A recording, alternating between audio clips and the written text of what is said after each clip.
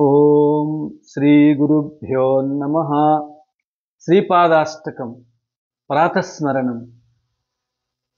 వేదాంతవేద్యో వరయోగి రూపం జగత్ప్రకాశం సురలోకపూజ్యం ఇష్టార్థసిద్ధిం కరుణాకరేశం శ్రీపాదరాజం శరణం ప్రపద్యే.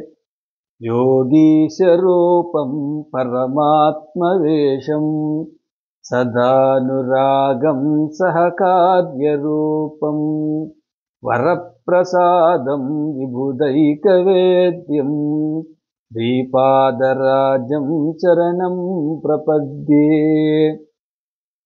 काषायवस्त्रं करदण्डधारिणं कमण्डलं पद्मकरेण शङ्खं चक्रं गदाभूषितभूषणाढ्यं श्रीपादराजं शरणं प्रपद्ये.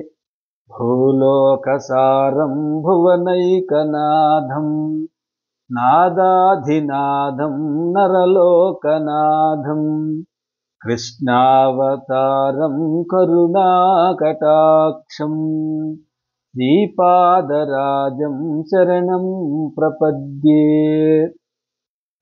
लोकाभिरामं गुणभूषणाढ्यं तेजोमुनिश्रेष्ठमुनिर्वरेण्यं समस्तदुःखानिभयं निशान्तं श्रीपादराजं शरणं प्रपद्ये.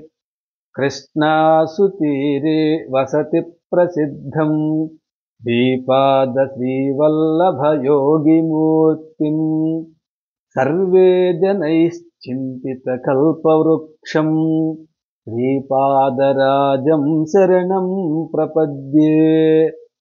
मन्त्राब्धिराजं यतिराज्यपूज्यं त्रैलोक्यनाथं जनसेव्यनाथं आनन्दचित्तम् अखिलात्मतेजं श्रीपादराजं शरणं प्रपद्ये.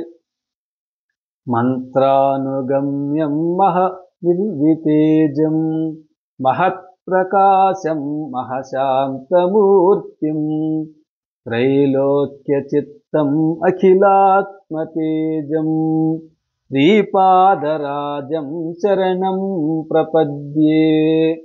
श्रीपादाष्टकमिदं पुण्यं प्रातरुत्थाय यः पठेत् कोटिजन्मकृतं पापं नरेण विनश्यति.